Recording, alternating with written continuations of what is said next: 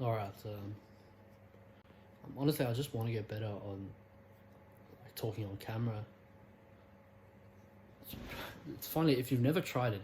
It's actually pretty difficult to describe exactly what you're trying to say on video without it sounding awkward.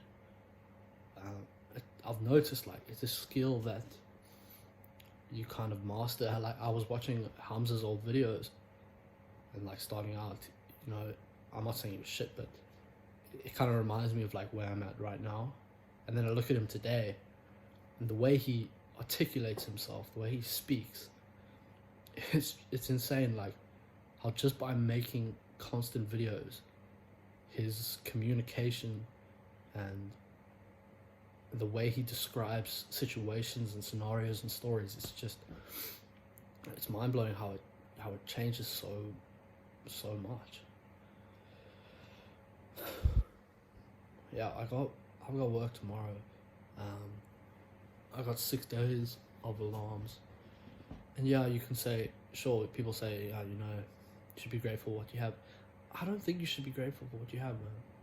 As fucked up as that sounds, like that's my mentality at the moment. It's like, sure, there's people with worse situations than me. There's people who don't have homes, who don't have food, but must I look at that and say, you know, they're there. I'm have a good life compared to that. So let me just stand by and just sit around and enjoy my good life. No, I don't agree with that. I think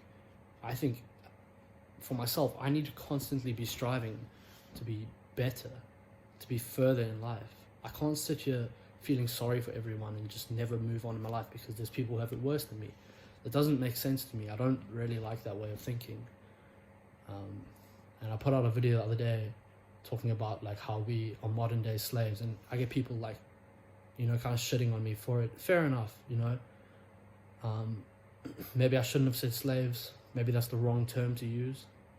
But again, like, don't take what I'm saying literally. Like, it's meant to be as a metaphor for at least how I feel.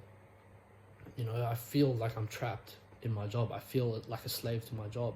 Sure, I'm not getting branded and I'm not getting whipped, but in other senses I am, you know. In other senses, like, I am owned by my boss. He owns me. If he tells me to do something, I have to do it. Otherwise, I don't get food and I don't get a house. You know what I mean? Like, so, yeah, I think it's easy to take someone's words and just rip them apart. But sometimes you got to take a step back and think about what they're actually trying to say.